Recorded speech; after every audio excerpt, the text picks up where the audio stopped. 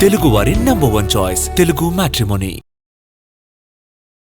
ప్రభావంతో కురుస్తున్న వర్షానికి పెద్దపల్లి జిల్లాలో తీవ్రంగా నష్టపోయారు రైతులు. ఓదెల, ఎలిగేడు మండలాల్లో కురిసిన భారీ వర్షానికి ఈదురుగాలులకు వరి, పత్తి పంట పూర్తిగా నేలకొరిగింది.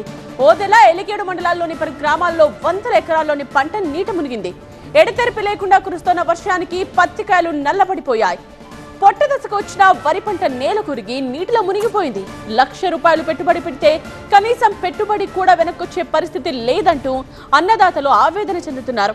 నష్టపోయిన పంటను సర్వే చేసి ప్రభుత్వమే ఆదుకోవాలంటూ అన్నదాతలు విజ్ఞప్తి చేస్తున్నారు.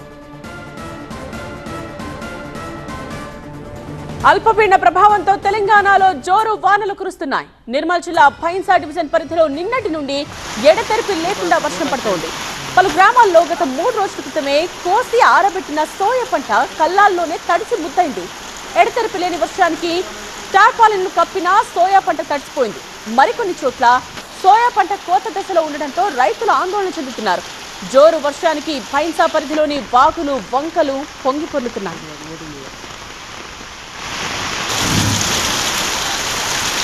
యాదాద్రి జిల్లాలో మూసీ నది ఉధృతంగా ప్రవహిస్తోంది. జూలూరు, రుద్రవెల్లి దగ్గర బ్రిడ్జ్ పై నుండి మూసీ వరద ప్రవాహం ఎలా సాగుతోందో మనం చూడొచ్చు. దీంతో పోచంపల్లి, బీబీనగర్ మధ్య రాకపోకలకు అంతరాయం ఏర్పడింది. ముందస్తుగా బ్యారికేడ్లు ఏర్పాటు చేశారు అక్కడ పోలీసులు.